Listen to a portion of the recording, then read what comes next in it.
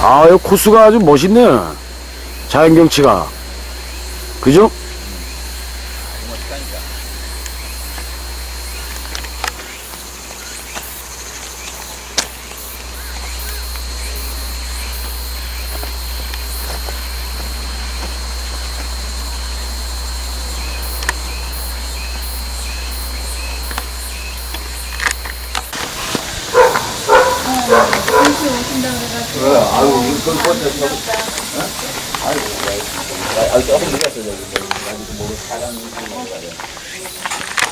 들어오세요. 들어와. 아, 저 지금.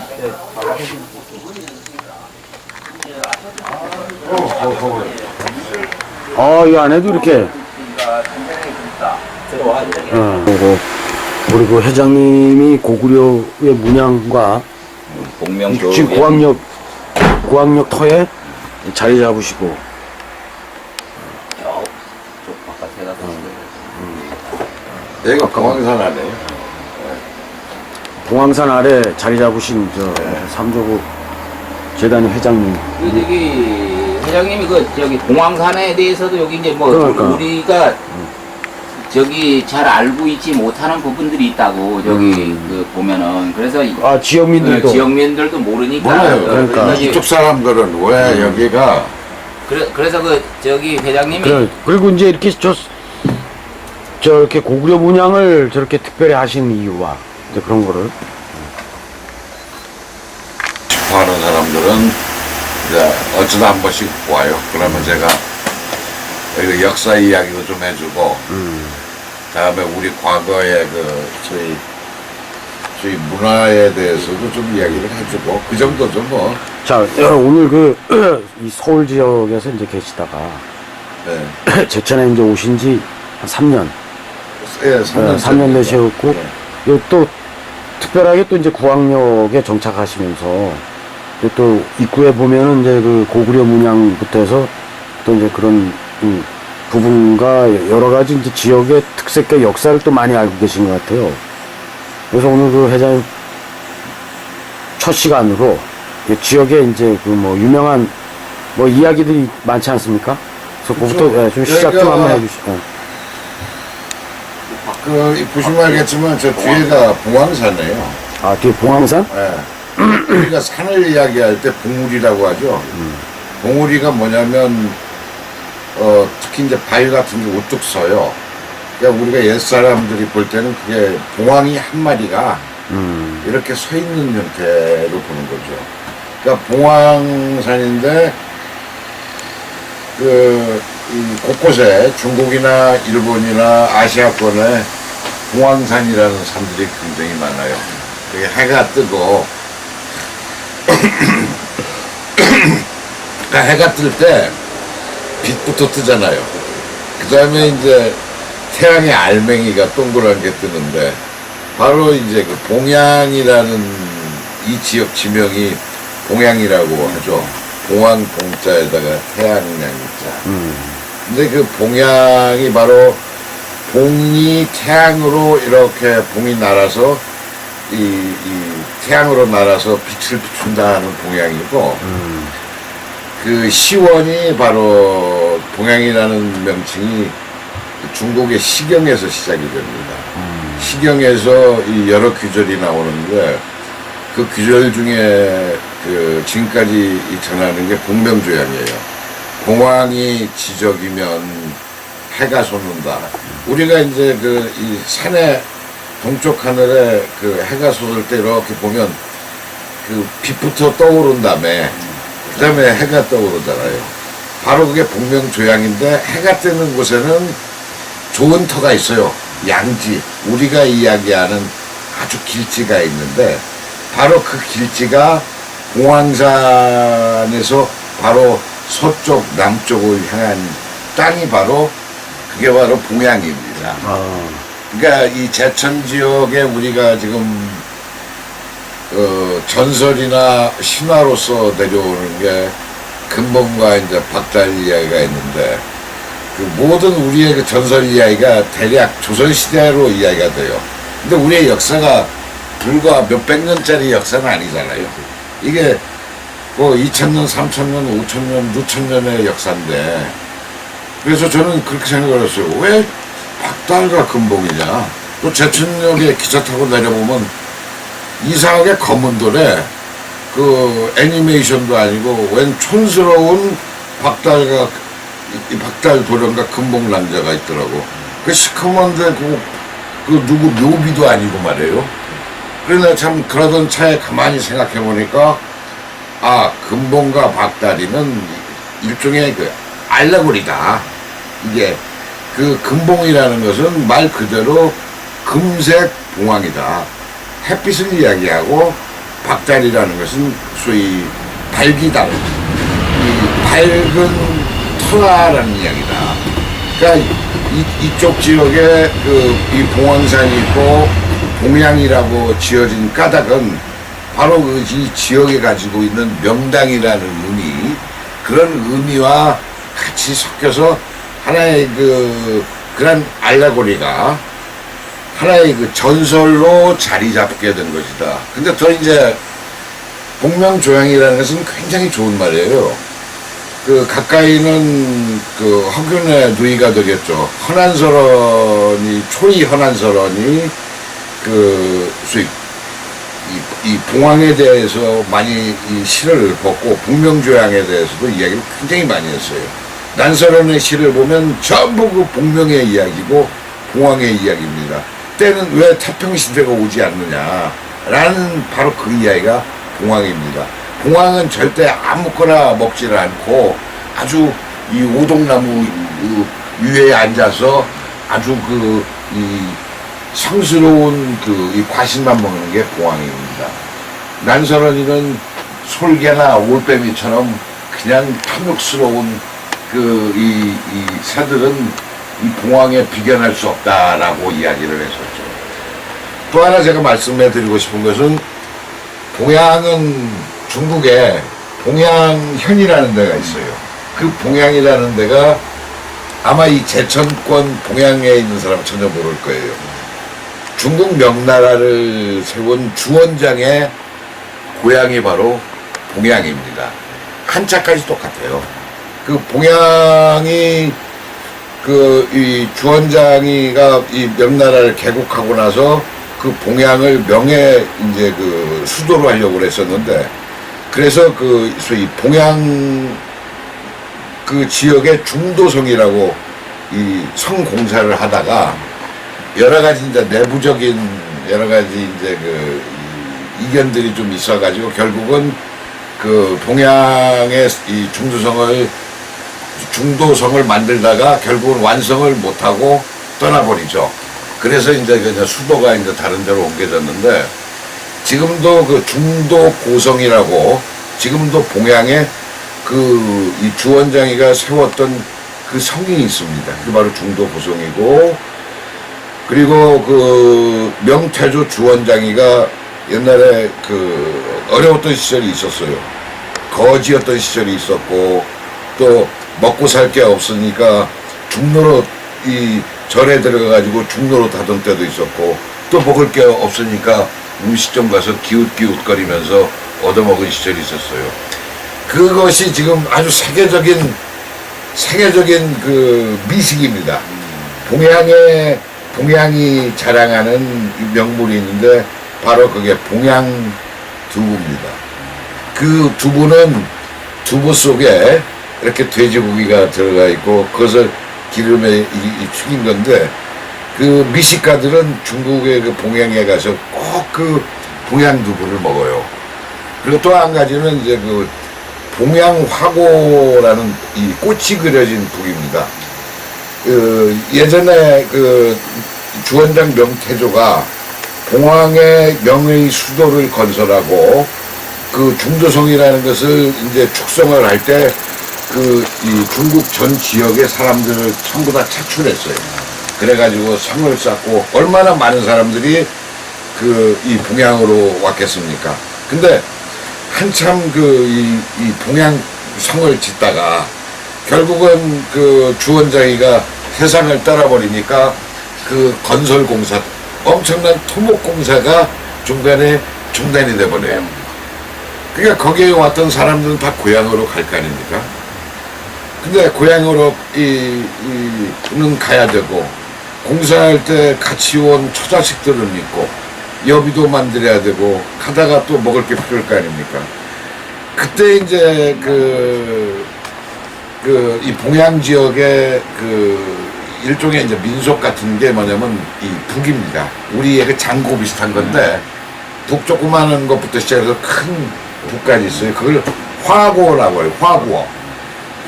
그래서 봉양에서 이 자기 고향을 찾아서 다시 이제 돌아가던 사람들이 그 봉양 화고를 치면서 노래도 부르고 해가지고 여비를 만들어서 이 돌아갔다는 이야기가 전해지는데, 지금도 전 세계적으로 봉양 이 화고가 유명해요. 지금도 그쪽 지역에서는 봉양 그 화고가 아까 말씀드렸던 그 봉양 두부, 그 다음에 이 주원장 명태조의 여러 가지 이 봉양 고성을 비롯해서 여러 가지 문화 유적들, 이것이 그 봉양 지역의 으뜸의 그 관광 자원입니다. 제가 왜 이 말씀을 드리냐면 바로 여기가 지금 봉양입니다. 이것이 우리의 얼핏 보면은 그냥 자원에 불과해요. 자연 자원. 이름이 봉황산이고 여기가 봉양이야 라고 해버리면 그걸로 그냥 별 의미가 없어요. 근데 모든 것은 인풋과 아웃풋입니다. 기업하는 사람들은 무엇을 투자하면 거기에서 분명히 성과 있는 아웃풋을 만들어야 돼요. 자원을 과학화시키고 자원을 조직화시키면 그것이 바로 자산이 되는 겁니다. 자산, 자본 플러스 부채, 그것이 바로 자산이 되는 거예요. 우리에게는 엄청난 역사자원, 문화자원이 되고, 또 여기 바로 그 봉황산이 있잖아요. 제가 볼 때는 바로 이 봉양이라는 지명, 복명조양이라는 소위 이 역사 문화 콘텐츠가 있기 때문에 사실은 여기에 도는 겁니다. 저는 일본이나 중국이나 소위 동아시아권의 이 문화에 대해서 관심이 많고, 봉황 문양에 대해서도 굉장히 오랫동안 연구를 해왔어요. 그 봉황을 옛날에 이 중국의 천자나 이 황제가 되겠죠. 일본의 왕들, 이 천황이라고도 이야기합니다. 그 사람들의 관식을 보면, 물론 우리도 우리 국가의 상징을 지금 봉황을 쓰고 있는데, 사실은 봉황의 의미를 별로 알질 못해요.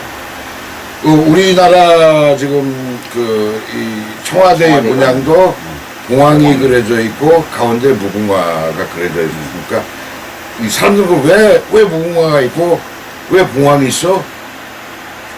이해를 못하죠. 근데 바로 이 부분은 중국이나 일본의 이 금관이나 관식들을 자세히 보면 바로 거기 해답이 나옵니다. 중국의 그 황제의 관에 보면 앞에 봉황이 한 마리 내지 두 마리가 있어요. 봉황이 있고 그 뒤에는 반드시 구름이 있습니다. 상서로운 구름이 있는데, 그 구름을 해치고 해가 솟습니다. 그 해 속에는 분명히 어떤 새가 있어요. 예를들면 불사조라고 하기도 하고, 또 가만히 보니까 발이 세 개예요. 바로 그게 바로 태양새 삼조고를 이야기합니다. 바로 그 태양이라는 것은 이 세발 이 태양새를 이야기하기도 하고, 태양이 따로는 백제나 고구려 신라 와당 보셨죠? 와당에 보면 국화 문양이 있어요. 연꽃 문양이 있어요.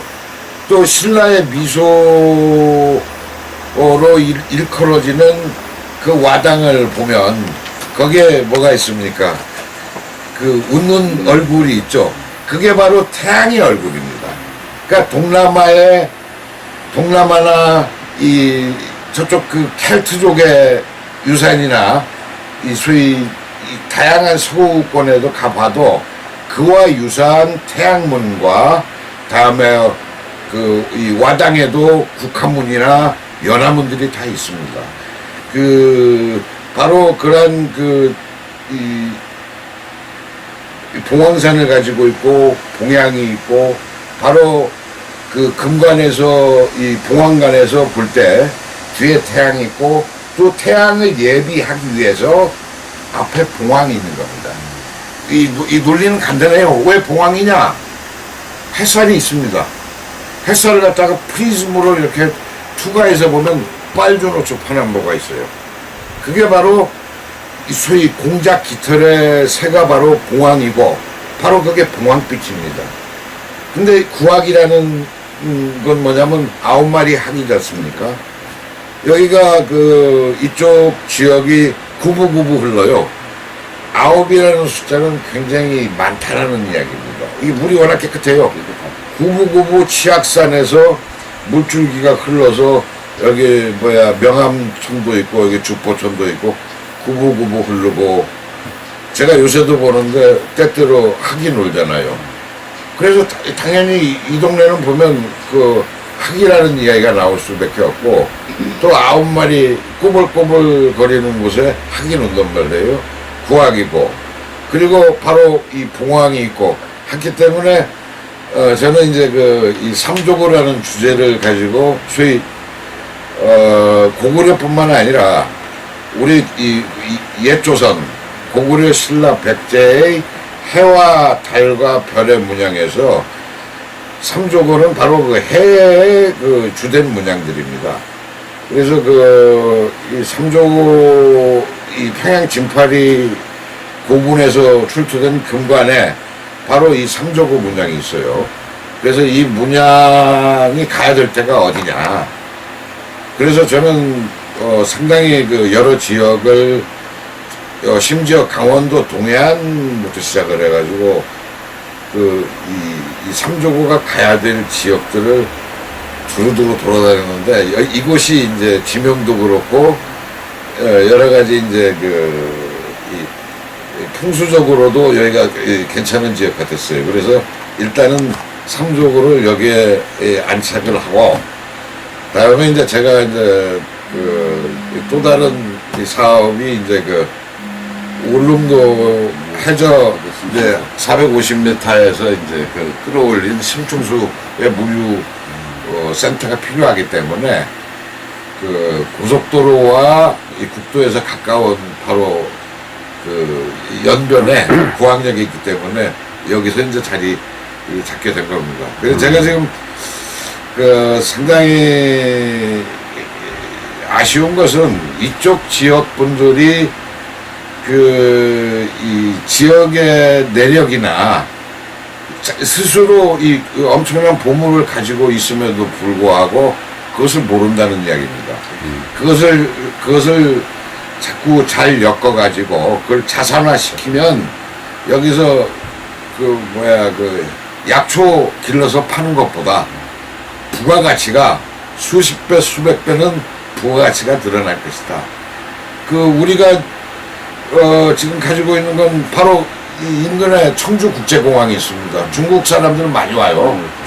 이 봉양이라는 이 지명만 가지고 소위 봉양적인 요소만 가지고 이 콘텐츠 소프트웨어를 잘 만들어내면 여기서 부가 산업들이 여러 가지 발생할 수가 이 콘텐츠 가지고 아까 말씀드렸던 여기서 봉양두부만 만들고 여기에서 이 태양이나 봉황에 대한 일본에 또 그런 데가 있어요.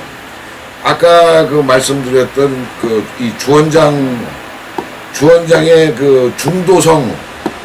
중도성의 바로 스토리를 벤치마킹 해가지고 일본의 고강이라는 시가 있습니다. 이 다카오카라는 그대로 벤치마킹 해가지고 거기는 뭐냐면 소위 이 청동 주조 이제 불상이라든가 그다음에 여러 가지 봉황과 관련한 그런 행사 문화 행사들이라든가 그걸로 해가지고 일약 옛날에 거기도 다카오카 이 성을 만들다가 그 지역의 그 성이 폐지가 되었어요. 근데 그 폐지가 되면서 이 성을 쌓을 때 이제 각지에서 장인들을 차출했을 거 아닙니까? 조각도 하고 불상도 만드는 사람들 차출했는데 성 축성 공사가 중단이 돼버리니까 이 사람들이 갈 데가 없었어요. 성 바깥에 그 집을 지어놓고 그 사람들이 머리를 싸맸어요. 그 다음에 이 번 자체가 없어지니까 그 번주라고 하죠. 폐번되는 이 번주하고 그 장인들이 같이 고민을 했어요. 아, 이거 어떡하지? 자기 자신들이 가지고 있었던 기술과 이 기본 자산을 가지고 근본적으로 그 지역 사람들이 먹고 살 수 있는 그런 것을 한번 시작을 해보자 해가지고 거기가 바로 오늘날 이 전통 산업의 중심지가 됐습니다. 그러니까 이 일본의 봉양이라고 이야기할 수가 있겠죠. 그러니까 중국의 봉양이 있고 또 일본의 그 다카오카라는 제2의 봉양이 있고 한국에 또 봉양이 있습니다. 그리고 봉황과 이 소위 박달 이야기, 박달이라는 게 이 봉양이기도 하고 조양이기도 합니다. 그리고 중국 각지에 봉황, 조양, 양자 안 들어간 데가 없어요. 전부 뭐 형양, 무슨 양, 전부 다 이 동아시아는 바로 이 소위 태양 문화가 주된 이 소위 문화의 중심이기 때문에 그 봉황과 태양을 가지고 마케팅을 하면 그 중국이나 일본이나 러시아나 특히 동남아권 관광 인구를 엄청나게 끌고 올 수가 있어요. 그게 바로 돈입니다. 그렇지. 그런데 이제 보게 되면은 지금 이렇게 이제 자리를 잡아가지고 이렇게 오셨는데 지금 이제 그 콘텐츠를 만약에 이제 만든다 그러면 저희들이 이제 보게 되면 이제 관광 자원을 자원화하기 위해서는 여기에 뭔가를 갖다가 지금 이제 우리 박달재를 가보면 이제 박달이와 금종이라는 어떤 그런 그 상징적인 이제 모형이라든가 이런 거를 지금 만들어가지고 그렇게 이제 관광 개발을 해놓은 상태잖아, 그죠? 그 상태에서 이제 그런 거를 연계해가 지금 여기 봉황산에서 와가지고 봉황산을 갖다가 이제 그걸 갖다가 마케팅을 이제 만든다 그러면 실질적으로 저희가 이제 올라가가지고 이렇게 보면은 이쪽에서 등산로가 있어 저희들도 이제 거기가 봉황산이라 그래가지고 이제 이렇게 보긴 넘어가 봤지만은 그런 큰 의미를 두지를 못하고 그냥 여기가 그냥 봉황산이구나 이렇게 생각을 하고 그냥 넘어갔다만 왔던 그런 기억들이 좀 있어요.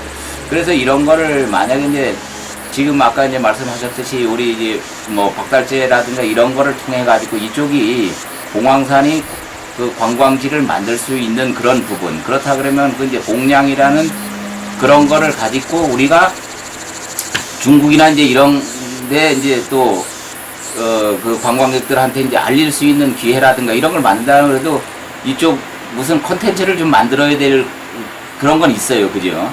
그 콘텐츠를 만들어 놔야지. 이미 만들어져 있어. 만들어져. 멋있네요. 근데 문제는 뭐냐면 문제는 바로 발상이에요. 네, 발상. 우리가 관광을 이야기하면 뭔가를 지어야 된다고 생각을 해요. 뭔가 거기다 시멘트 덩어리를 만들어야 된다고 생각을 해요. 그러기 위해서는 땅을 또 매입해야 된다라고 생각을 해요. 근데 그렇게 이제 생각을 하지만 그래도 이제 만약에 그렇게 한다면 저거는 주원장 마케팅. 그래가 사람들이 올 수 있다는 자체는 이제 우리가 왜 그러냐면 올라갈 수도 있고 내려올 수도 있는데 지금 이제 저희들이 이렇게 보면은 봉황산이라고는 얘기는 해놨지만 거기에 대한 아무것도 없는 거예요. 뭐 편말을 제가 봤는지 안 봤는지 그건 잘 모르겠어요. 아무것도 없어. 그러면은 그런 거를 갖다가 편말이라도 표석이라도 그냥 뭐 자연 훼손을 하면 안 되겠지만은 뭔가를 갖다가 그래도 여기가 봉황산인데 봉황에 대한 그런 거를 갖다가 좀 만들어 놔야지 되지 않겠나 이런 생각이 드는 거예요. 랜드마크가 필요해요. 그런 게 필요하지.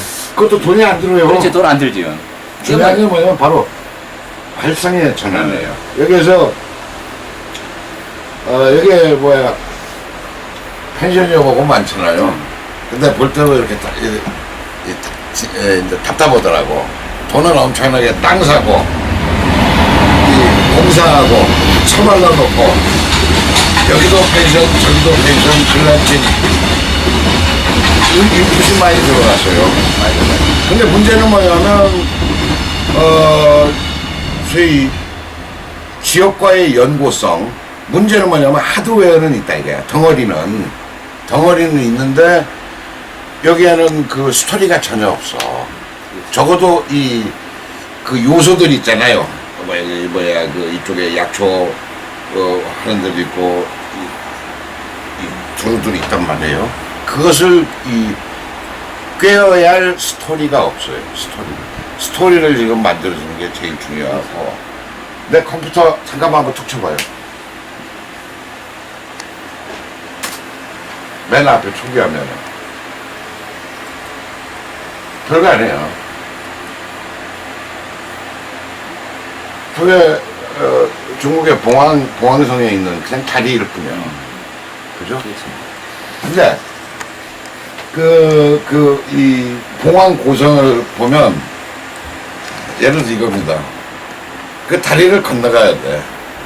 근데 그 다리에는 그 지역의 유래를 설명하는 많은 역사 문화 자원들이 다 전시가 돼 있고, 거기서 먹어도 거기서 먹고, 누각이 있어요. 마셔도 거기서 마시고. 그러니까 뭐냐면, 뭐라고 그러나, 쌍피, 쓰리피는 기본이라고. 근데 우리는 보면 전부 다 각계약진 하는 거야. 그리고 나서 손님을 기다려요. 손님이 와주기를. 그리고 마찬가지로 여기 우리 이 두부집 내가 잘 가는 사또도 있는데 사실은 각자 도생이라고.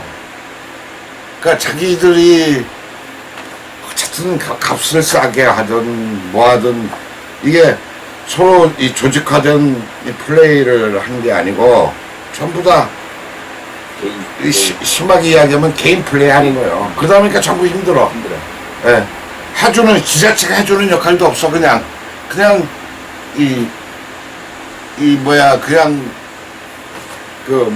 예산을 지원해줬네 하고 엉뚱한 데 써버리고.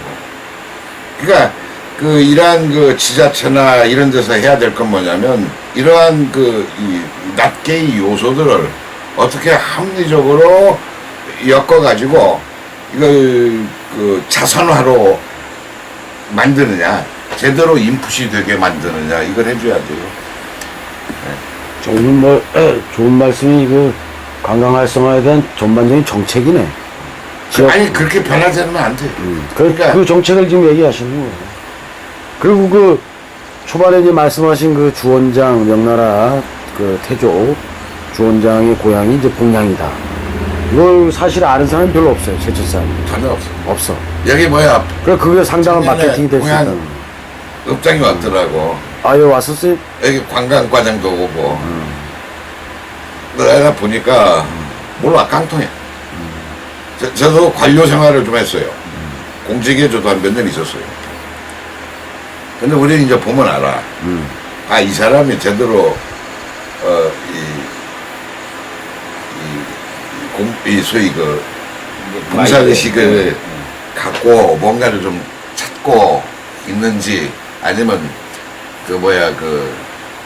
다닥기 아가리로 이렇게 올라가지고 하다가 퇴직하는 건 보면 알아요. 그러니까 제가 볼 때는 그래요. 전부 똥대가리들만 들어있는 거야. 근데 뭐라고 해도, 그래서 내가 한번 전화를 했어요. 전화를 해서 이렇게 한번 바꿔보라고. 그래서 내가 누구 또 권석찬인가? 이쪽 의원 하나 있죠. 출마하기 전에 한번 해봐라. 근데 잘 몰라. 결국 자기 재주밖에 모르는 거야. 이제 국토부 건설부에 있다가 익산청장인가, 결국 그 재주만 밖에 없는 거야. 철도에 과장을 했으니까 예산 끌어오고, 그죠? 여기다가 고향 제천을 위해서 여기서 이제 중고등학교 나왔으니까 여기다가.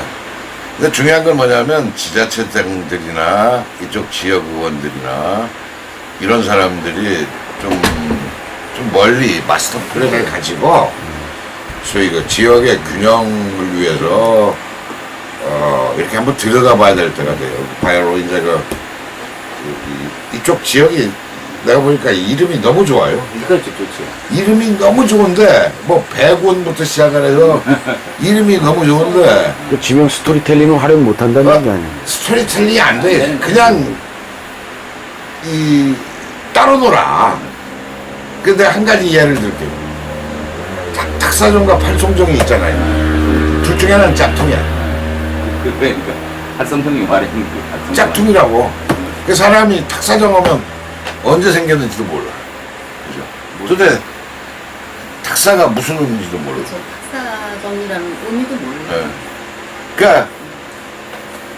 그러니까 이것도 이제 다 이게 이 중국 가서 이제 조선 때 가가지고 이제 벤치마킹 해온 건데 그 구론의 시에 보면 그 뭐야 이 물이 맑을 때는 갓근을 씻고 물이 더러우면 발을 닦는다.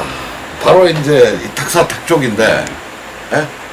바로 거기서 나온 이야기거든. 소위 선비들이 여기 와서 그 세상의 더러움을 잊고 여기서 소위 이 새로운 도덕관을 수양을 한다. 바로 해서 이제 소위 탁사정이 생겼는데 여기 난개발 아니요. 나는 여기 와가지고 놀라버렸어. 저쪽 가보니까 완전히 무슨 가게들만 잔뜩 있고 엉망진창이더라고. 그래서 찾아보니까 여기에 소나무가 있다고 뭐 소나무 8개 해가지고 팔송정이고 탁사정 주변에는 소나무가 많다. 그때 심었다. 근데 보니까 이렇게 올라가다 보면 족보가 통합이 돼요. 그러니까 이거나 둘 중에 하나는 짝퉁이야, 가짜. 그러니까 이런 것도 좀 정돈을 해가지고 하다못해 좀 내력도 이야기를 해주고 그리고 여기에도 해설사 좀 붙여가지고 좀 하고 다음에 좀 정비 좀 하고 구멍가게들 보면 막 엉망진창하네요. 여기 사람들 나이 보러 이제 사람도 많이 오는데 전에는 잘 모르는데 이제 저쪽으로 보내긴 보내요. 뭐 보니까 막 펜션도 많고 많이 있습니다. 먹을 때도 있고 오리구이집도 있고 좀 제대로만 이걸 좀 잘하면 괜찮을 것 같은데 문제는 그 시야 자체가 좀 넓은 시야에서 보면 다 보여요. 어떻게 이렇게 해야 될지 그 소위 여기 이제 이 약초 엑스포 부분도 어떤 식으로 좀 해야 될 건지 여기 하수호 부분도 사실은 그 준비가 없었기 때문에 이게 두들겨 맞는 건데 너도 나도 여기에 무슨 특산품 한다고 그러니까 그냥 정신없이 그러니까 안 되는 것 같아요. 이게 벨트를 만들어서 뭐 엑스포 그러니까 여기 돈 별로 안 들이고 이쪽으로 해가지고 벨트를 쭉 만들면 지역 자체가 발전을 할 수 있고 또 서로가 이렇게 내게 좋아 이게 아니잖아. 다 어우러져가지고 전체적으로 다 상생하는 건데 그런 생각들이 오더라고요. 그래서 이제 문제는 해보는 아이디어야.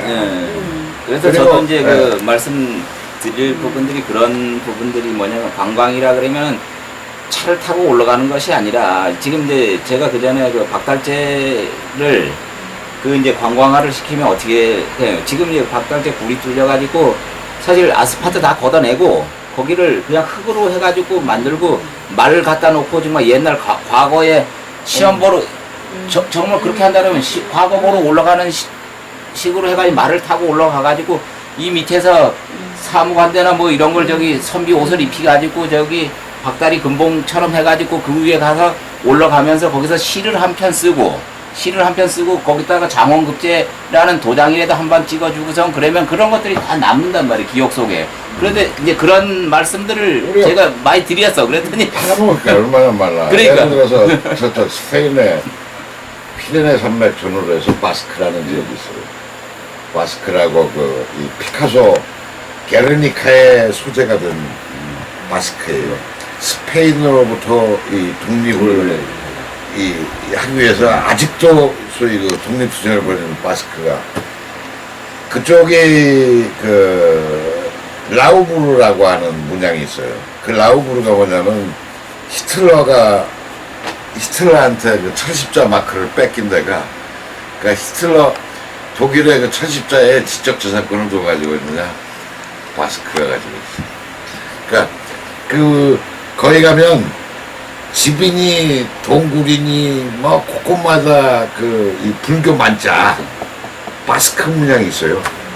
그 바스크 문양 하나 가지고 뭐 귀걸이도 만들고 티셔츠도 만들고 거울도 만들고 상품 종류가 수백 수천 가지가 나오거든. 그게 전 세계적으로 그 바스크에는 구겐하임 박물관도 있지만 바스크가 가지고 있는 여러 가지 산비둘기 구이 요리라든가 여러 가지 다양한 것들이 있어요. 일부러 그 바스크 지역을 이 관광객들이 일부러 가요. 그러니까 여기도 보면 맨날 근본과 박달 과거 시험 보러 가고 어쩌고 죽어가지고 그냥 사흘날 이런 식의 이야기 할 게 아니고, 사람이라는 게 그거예요. 우리 보면 달빛에 바라면 전설이 되고 햇빛에 바라면 신화가 된다고 그러잖아요. 그러니까 역사 관리를 제대로 안 하면 BC 2333년 이야기가 나오고, 좀 더 이야기 좀 들어갑시다. 1948년에 건국절이라고 하는 미친놈들이 생겨요. 일본의 건국절은요, BC 668년이에요. 그러니까 일본하고 우리하고 차이가 어떻게 돼? 668년하고 1948년하고 일본 놈들보다 2000년이. 그러니까 기본적으로 역사의식이 없는 거야. 역사의식이 없으면 우리나라 전부 다 그래요. 모두 지금 남아있는 것이 조선시대 박달도령이 나와 있고 금봉랑제가 있고 전 지역이 전부 그래요. 전 지역. 그리고 우리가 보면 한복의 이야기가 그거 다 조선시대 옷이에요. 그러니까 중국 중국 드라마나 일본 드라마 봐요. 걔네들의 복식은 한나라 시대의 복식, 당나라의 복식, 명나라의 복식, 청나라의 복식 있잖아요. 그러니까 우리 복식을 한번 유심히 중국 사극을 봐요. 명나라의 복식이야. 그러니까 우리가 그 나라의 복식이 가져야 될 여러 가지 색깔 구별이 있어요. 신분에 따라서 색깔의 구별이 있고, 신분에 따라서 소매의 폭과 길이가 있고, 뒤에 치마의 이 길이가 있고. 근데 우리는 역사를 다 팔아쳐먹거나 역사를 뺏겼기 때문에 남아있는 것은 그냥 한복. 이렇게 중문이 이렇게 가고 땡땡이 있으면 고구려 의상. 근데 사실은 그 고구려 의상이 중국 드라마에 보면 전부 다 고구려 의상이야. 그 이야기는 뭐라면 우리가 우리 문화 콘텐츠를 관리를 못하고, 우리가 한마디로 배고파가지고 우리가 역사가 너무 짧다 보니까 고려 말기에 몽고 원나라 이 다루가치가 와가지고 우리 고려를 지배했잖아요. 그러니까 위에는 위에대로 국왕이 착시당하고 맨 아래대로 노비가 착시당하는 거야. 그러다 보니까 그러한 시절이 결국은 조선조 일제시대 이렇게 결국 흐른 거 아닙니까? 그러니까 사실은 우리가 제일 중요한 것은 특히 제천은 또 이 유학의 고향이기도 하잖아요. 그러니까 이런 양반들이 여러 이제 원로들이 사실은 좀 큰 견지에서 공자왈 맹자왈만 따질 게 아니고 이렇게 내가 아까 말씀드렸던 좀 시경도 좀 한번 찾아보고 제천하고 봉야하고 시경에 좀 예? 뭐 이런 연관돼 기준이 있는 있는지도 한번 찾아보고 그래서 한번 여기에 있어요. 이 근처에 무슨 그 유림이 한번 왔어요. 한 분이 오셨어요. 그래 시경 이야기를 했더니 깜짝 놀라는 거예요. 그러니까 우리 같은 사람은 불황무식해서 사실은 그 한문 실력도 심상치 않잖아요. 근데 이제 우리는 이제 저 전공은 외국어예요. 네. 제가 이제 외국어 대학을 나왔는데 하여간 이제 매스컴 쪽에 언론 쪽에 좀 있다 보니까 이것저것 구경할 기회가 많았어요, 사실은. 그러다 보니까 눈이 굉장히 빨라. 그러니까 우리는 인터넷 들어가면 이제 이 불어도 조금 하고 뭐 독일어도 조금 하고 있고 내 전공이 이태리말 아니에요. 조금씩 하니까 이제 눈치가 빨라가지고 싹 그 벤치마킹이 쉬워요. 그거 가지고 이제 일본어도 하고 대충 또 보면 아니까 이걸 가지고 잘 조합을 하면 바로 여기서 이 금덩어리가 나와버려 사실은. 정보를 어떻게 그냥 놔둬버리면 우리 이 제천 동양 이야기처럼은 각자 도생인데 그거들을 잘 엮어나가면 콤비네이션을 잘하면 하나의 이 자원이 되는 거죠. 하는 거예요. 관광객들이 오면 살 수도 있는 거예요? 네네, 살 수 있죠. 그렇지. 그래가지고 이제 이렇게 이거 기념. 반기문 총장님한테 간 거, 또 일본에서 라이센스 해서 물건 제품, 이건 나전칠기, 이거는 이제 뭐 가죽, 그리고 지갑도 막. 그렇죠, 공예품. 기본적으로 그 사람 먹고 살아야 되잖아요. 근데 관광객이 와줘야 되잖아요. 이것들이 안 되니까 저희한테 이렇게 포진되어 있는 작가, 가수, 서커스단 다 있어요. 그러니까 여기 봉양 쪽에서 뭐가 활성화가 된다라고 하면 그 사람들을 다 모아놓으면 여기 명소가 되는 거죠. 그럼 아까 저 대표님 말씀하셨듯이 동명조양에 대해서 콘텐츠,